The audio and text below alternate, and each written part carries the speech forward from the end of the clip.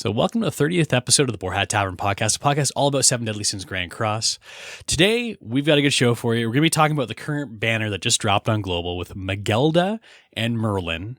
Spoiler alert, it's not a good one. And then we're going to be talking about the following banner, which just released on JP today, and that is the new Full Wings King. Spoiler alert, he's pretty good. So I'm your host, Taz, and I'm joined today, as I guess I can say as always, because it's 3 in a row now, with Claptrap. Claptrap, welcome back again. Good to be here again.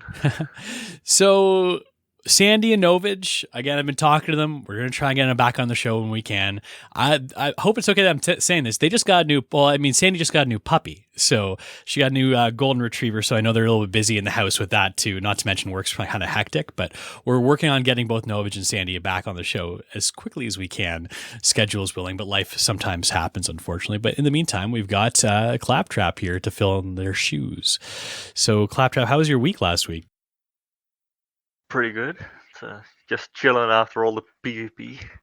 Yeah, we've got I'm actually kind of happy that the collab is over. I always feel like collabs have so much pressure to like spend all your gems because those things aren't coming back, or like maybe even buying the cosmetics too because you're never sure if they're going to come back again. It's just such a stressful time for me. I'm so glad the collab is over. As much as I enjoy them, I'm glad that we're moving on to like the next stage of things and hopefully a skip week as well. Yeah, for sure.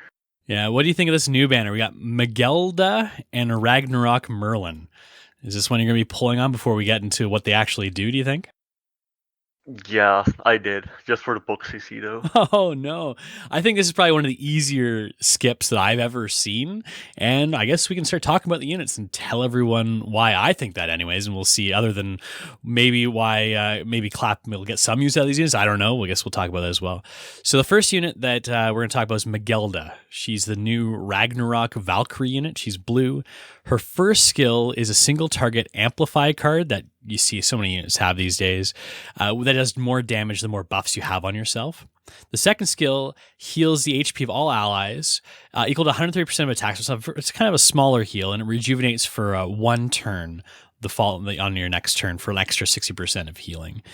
Her passive is kind of interesting, and this was what makes her like made for the bird. In Hrosvelgr's Demonic Beast Battle, every time an ally's remaining HP is full, it applies 1 effect on that hero, which increases all stats by 8% for 5 turns, stacking up to 5 times. So this is, if they get healed up or life steal up to full in any way, shape, or form, they get one of these all stats increases, and it's a hidden one. You can't actually see it, but 8% for 5 turns, and it's stacking. So it's kind of like a Green Gother style buff that you get there in the background. Her ult is a single target Power Strike ult. And again, we know that Power Strike is very powerful against this Demonic Beast Battle. So Clap, you're the resident expert on the bird. Does this Megellda make the bird any easier for anybody? I don't think it makes it easier. It just opens up other team options if you missed out on Margaret, Ludociel, or Brynhilde. Okay, and what are those teams that people can potentially run with Megellda if they did miss out on, say, your Brunhilders of the world? From what I've seen and tried out so far, is Purgatory Bond just for the healing. His attacks don't actually do much, but that buff card with the Amplify is just huge. And any DPS, like you could use the One or Ram even. And then Matrona as your tank, of course. So how's Megellda do for DPS on the bird too? Does she actually output a decent amount? I guess the Amplify card must do quite a bit of damage. Yeah. When you got a few stacks going, then it helps out a lot. And the DPS is not too bad. And I guess the big question is, are these like different teams that you use with Megellda? Are they like any good? Are they hard? Can you beat stage 3 easily with them? Or is it just still the go-to team of Margaret, Brunhild, Green Gother, and Matrona still like the best one to go with? I don't think one of them is going to make it easier or harder. It's just whatever you have going for yourself. I like at least that the bird is, we're not talking about how impossible stage 3 is now. It's a little bit more accessible. And it's nice that this does open up options.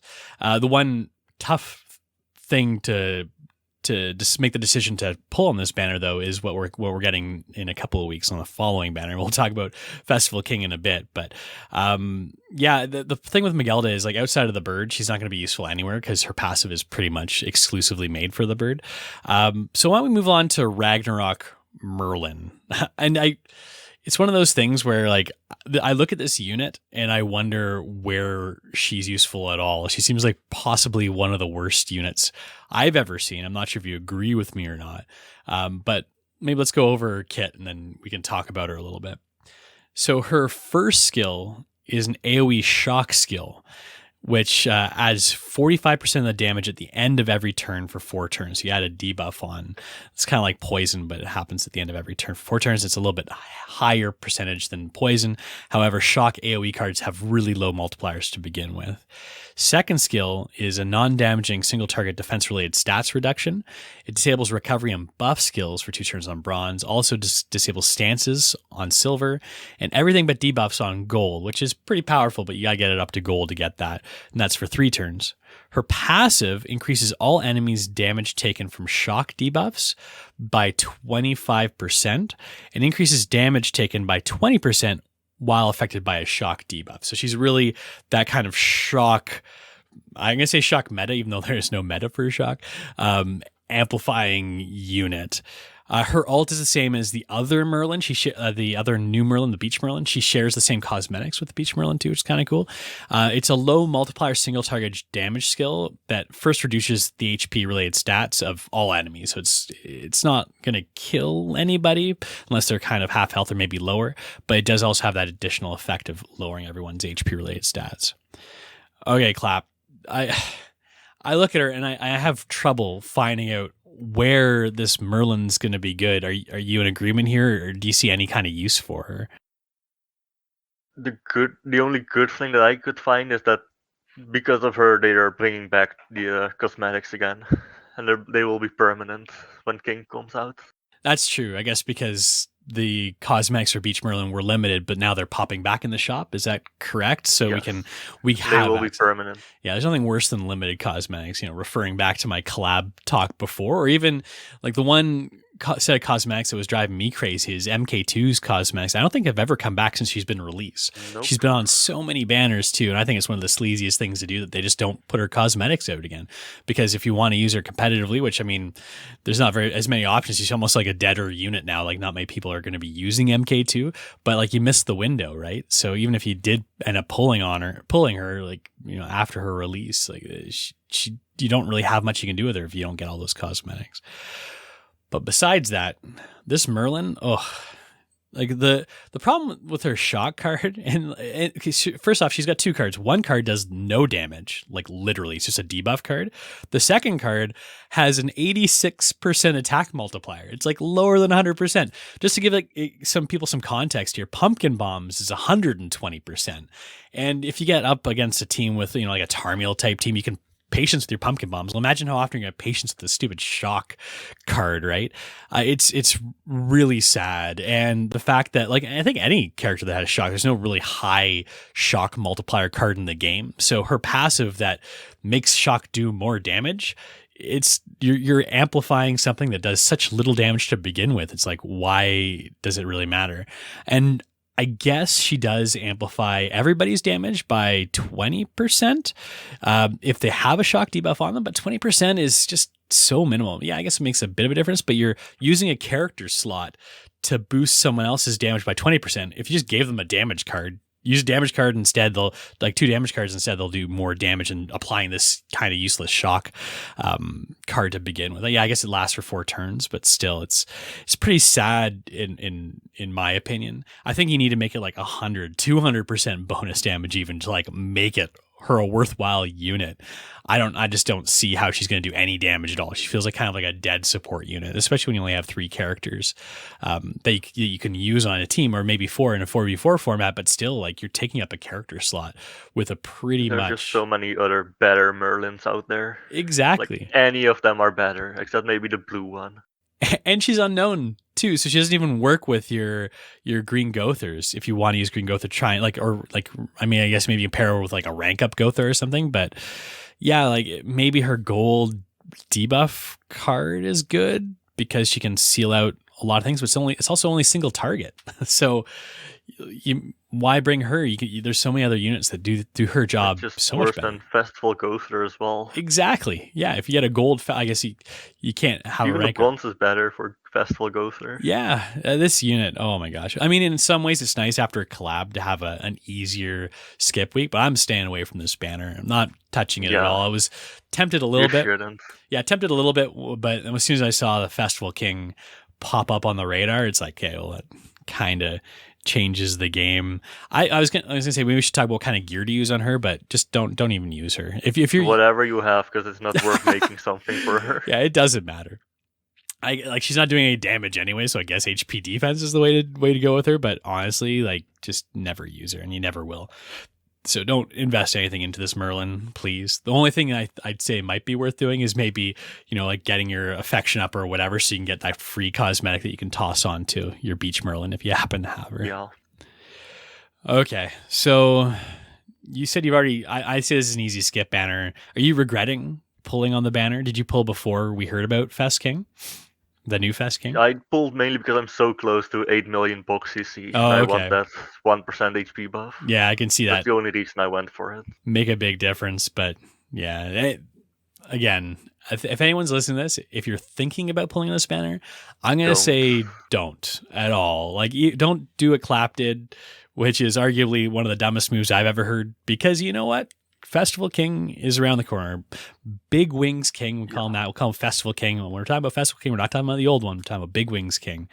We're going to talk about him probably in depth in a couple weeks when he gets released on Global, but we're going to talk about the initial reactions to him because he is going to break a lot of things. He's got a Power Strike AoE, a Sever AoE, so the two strongest AoE type cards in the game. And then his passive is nuts. He creates a gray buff shield based on 50% of the damage he deals that decreases incoming damage and increases the damage that you deal while that shield is up. His ult cleanses allies, strips all the buffs on all the enemies, and increases the damage received on enemies up to 40% at 6/6. And it's an AoE attack. So he's got a strong ult, two strong AoEs. He's going to be an amazing farming unit. And he does crazy damage mitigation and damage amplification. He counters pretty much any unit you can think of too. It's just nuts. Is it safe to say that this is the most broken unit that's ever dropped in the game, Clap? Yes, by far. Yeah, and that's sad. I remember when Bond dropped, and everyone's like, "Oh, Bond's gonna break," and all you saw was Bond for a long time. Same thing when Margaret dropped too. I feel like this is gonna make it 10 times worse. It almost feels like when they drop these really broken units, it's kind of like, hey, the meta just stops and resets. It all focuses on that new meta unit. And in the next couple of months, it's all going to be about releasing units that counter this unit. And I honestly don't know how you're going to counter this unit. But it's one of those mixed reaction things. It's such an exciting unit to try out, but it's going to get so boring so fast if it's all about just who's got the higher CC, who's going first. Because you just get wiped turn one. Exactly. Any videos I've seen so far on JP, you just rank him up, you play a couple of his silver cards, you're probably killing characters, if not wiping the whole team. Even Bond teams you can get down super low who are tanky to begin with. It's going to be a little scary. You're a little bit worried about the direction that Netmarble's taking the game with an OP character like this. This doesn't seem that healthy. It's just another mistake they made.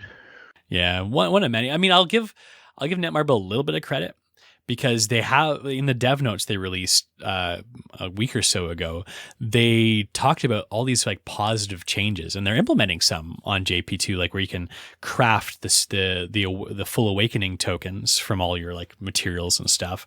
They're also reverting back to the old festival, and this banner that Festival King is on is a good one. It's got other festival units. I believe it's got Merlin, I want to say Bond, and maybe another. The one. It's a pretty good banner. And I think even the secondary characters aren't too bad too. You've got a couple angels in there. I think they are pretty bad. Okay, maybe they're bad. But Either way, you've got the festival units back on the banners, which is a huge change. Unlike the Gother banner, oh my gosh, don't even get me started, where there was nothing on there in terms of festival units. Other than Gother, it was such a garbage banner. Yeah, but at least you had good rates. Like, we're back to the 0.25% rate ups now. Yeah, still. It's nice being able to have that chance, especially for people who've been sitting with like a 126 the One or Merlin or something for forever. I don't think Merlin's been on a banner since she was released. This is the opportunity for people to like, maybe get a couple extra alt levels.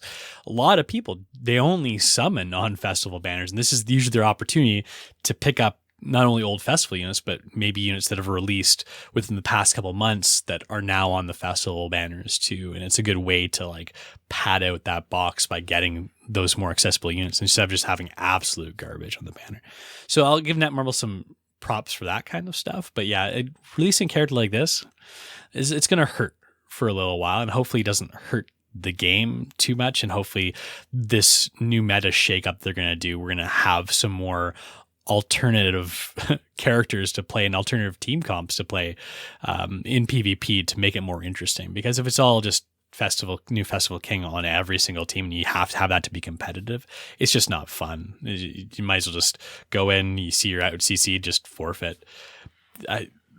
What have you seen from all these? Because I know you've been watching some video footage of them too. Is there anything that you've noticed about Festival King that makes them extra broken or maybe fun to play? I don't know, Flap, what do you think? I've just watched a lot of people forfeit on turn 1. Yeah, even going against another Festival King too, one of the problems is if the other Festival King goes first, they're going to play their cards, they're going to get the shield up, and it makes it so much harder to break you got to break the shield to do damage and get your shield up. So those shields are tough to break too. I've seen footage of like 6/6 bonds doing almost like no damage once they have like that massive shield up on the Festival King. So it makes it like you're climbing up a wall to try and like make headway against the king. I think the only way you can win if you go second is if you hope, or if the other team gets bad RNG and doesn't pull more king cards after turn 1. I can't recall one single game that I saw on YouTube where a king going or a team going after a Festival King team goes first end up making some sort of comeback. It's just that much. That's like that written in stone right off the bat, and that's not healthy. Yeah. So yeah, the shield is actually kind of interesting too. One thing I did notice is you can actually crit through the shield. I saw people critting through it, so it's not like your Goddess Liz shields that disrupt all effects other than Rupture, for example. To effects still get through the shield. And Rupture doesn't work on these shields as well because they are gray debuffs. So if you're sitting there being like, oh, like Bon Alt, a 6/6 Bon Alt should probably wipe, it won't, because you're not doing extra damage and you're still getting that big damage mitigation from King's Shield as well. And the other thing about King too is, one thing I noticed is, since he's a fairy, there's no other good fairies, so you can toss Green Gother on a team with him, and I think you're going to see a lot of him and Green Gother together, and you can pick almost any other unit under the sun, and you don't have to worry about losing out on Green Gother's passive, any sort of human, giant, angel, and there's so many of them to pick from. It's there's gonna be a lot of options. Who do you think's gonna what kind of team comp do you think's gonna shake out into this new meta? I've seen a lot of people try a lot of different things on day 1 with King, but is there one that you liked more than the rest there, Clap?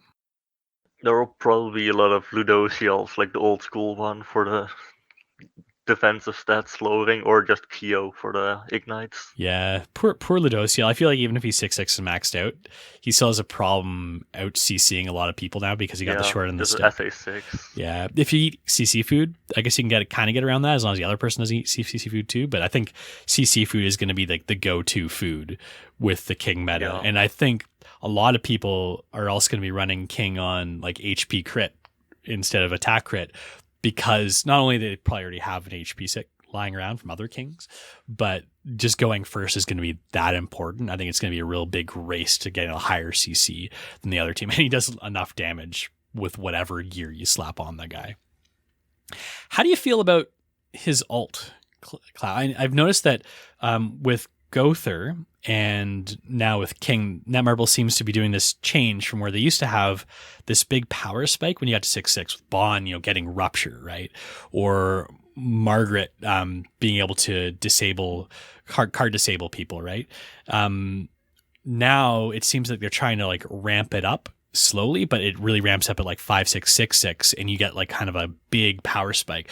Like this Big Wings King, he does the AoE attack, but he also puts on a damage increase debuff on the other team, and it's really low. For like a 1/6, it's 2%. For a 2/6, it's 3%. Then it goes to 5%. Then it starts jumping higher, 10%, 20%, and 40% at 6/6. So you get kind of this like ramping up to 6/6 as opposed to like this just massive power spike like they used to have. Like if this is old school Netmarble, you wouldn't have any sort of additional increased damage debuff until 6/6. Then you just get bam, there you get 40% once you get to 6/6. Do you like this kind of like slow ramp up they're starting to seem to do? Again, they did it with Gother as well. It doesn't seem to be too much different unless you get the high ult, so it's whatever. But it's nice, I guess. Do you think this King's one that you're going to want a high ult on? I mean, like the ult's nice, but... Yes, you need a CC.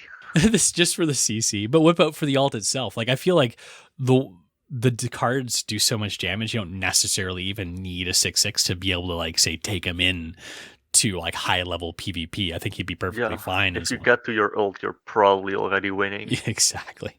Generally, like anytime I watch it, like 2 silver cards, if you have a gold and a silver card, it's like good night. It's over, right? So, yeah, I think if you're free to play player and you're kind of on the cusp, yeah, he's worth just getting 1/6. This is one of those units that I think would be good. You need to have like 100%, or else the game's just not going to be that much fun going forwards. Yeah, I don't know. I'm going to spend every freaking gem I have on this guy until he's gone, unless another OP unit comes around the corner. And if that does happen, I think the whole community is going to raise a bit of hell. I think for sure, because I think pretty much everyone and their mother is planning using every gem they've got on this new king. Yeah. Well, hopefully we'll see some counter units to this guy soon, because this meta is going to be an interesting one for the next month or so, I imagine. Because can you even think of a potential counter team that we'd have already that might work against Big Wings King? Like I guess if you go first and maybe you can kill him on turn 1, is that the only opportunity you have? Because I've even seen, I think Nagato was doing some solo games. Like it was just Big Wings King against like full teams, and he was still doing well. It didn't work out very well from what I've seen, but it's still, considering it's one unit though, it was doing pretty impressive. So like I honestly like don't know. Like he can tank quite a few hits, so I guess maybe that's the best strategy. Just go for like big daddy CC teams and just try and see if you can kill the king first. I don't know, maybe even evasion food might be a way to go about it, so you can evade that first hit from king, but he'll probably use both of his cards, so it's not like you're going to be getting rid of his opportunity to use his shield and his damage cards. I honestly don't know. I can't think of a solution. I guess we've got maybe a week to come up with one, so we can tell everybody else on the next episode. Yeah. Oh my, it's gonna be interesting. I'm so mixed about this guy. I want to pull on him so hard, but I'm also a little bit worried about what it's gonna do for the game. But who knows? I guess time will tell. We'll have to wait and see. So let's move along to the next part of our show, the featured comment. It's gonna be a short show today, Clap, I think. The featured comment is from Odie, a friend of ours. And the reason I decided to feature his comment here is because he also built a Terry attack set. What he said, I'm building attack for Terry 2. I don't see the need for HP def when his counter doesn't require him taking damage. Most used in Bond team, and Arthur is absorbing the damage. The counter gives Terry multiple attacks per turn for the use of one card. And I agree. I actually have been playing around with Terry a lot in geared PvP, and I've got him on an attack set like I mentioned last show, and I'm not regretting it at all. I feel like he's tanky enough, and boy does he do a little bit more damage with that attack set. You can tell the difference. I've been enjoying the attack set quite a bit, and I thought it might have been a mistake, but I'm actually a little bit more confident in my choices there. So it's good to see that other people are backing me up and doing the same as well. And Odie, actually, he's in our Discord, and he's part of Denied too. I think we should probably try and get him on the show. He's a very vocal guy, and I think it'd be a great addition to the show for an episode down the road. Yeah. Yep. I also made my attack set, and I regretted it at first, but now I'm like, it doesn't matter too much. Just for the CC that I would have liked HP set during the PvP season. That's always a bit of a, a top. Like I when I was doing top 100 a few weeks ago, I made an HP set for Cusack, which probably isn't the first thing you think of when you think about using Cusack, but I was getting out CC'd by like 1,000 or 2,000 so many times, and that race to go first is just so crucial sometimes. So yeah, sometimes if you're mixed about going attack or or an HP set, sometimes HP is just the way to go, because you go first, you generally win. That's how the game typically goes. All right. This may go on record as the shortest show ever, Clap. That's what happens when we get a trash banner dropped, I guess. We'll make it longer when King drops, because there will be enough to talk about. Oh, I know. Yeah, we'll have a ton to talk about. And we need to get a third person on the show, too, because then what we can do for filler is have a game at the end. Again, we haven't had the chance to do it for a while. I got to try and think, if anyone has any ideas on how to do a two-person game where you don't have like one person running the game, you just somehow do it together, I'd love to hear it. Please post it in the comments or send us an email or whatever. But that being said, that's the end of our show. Thanks for joining us today on the Boar Hat Tavern Podcast, a Seven Deadly Sins Grand Cross podcast. We're still fiddling around with going back to stream this show live, either on Twitch or YouTube. Hopefully I'll have that decision made soon. If you'd like to get in touch with us, though, you can email us anytime at podcast@boarhattavern.com. Me and Clap are both members of the Global Guild Denied. It's part of the Scoundrels Alliance. If you'd like to join our ranks, you can just send us an email. We'll get you in touch with into our Discord. We'll send you a server invite.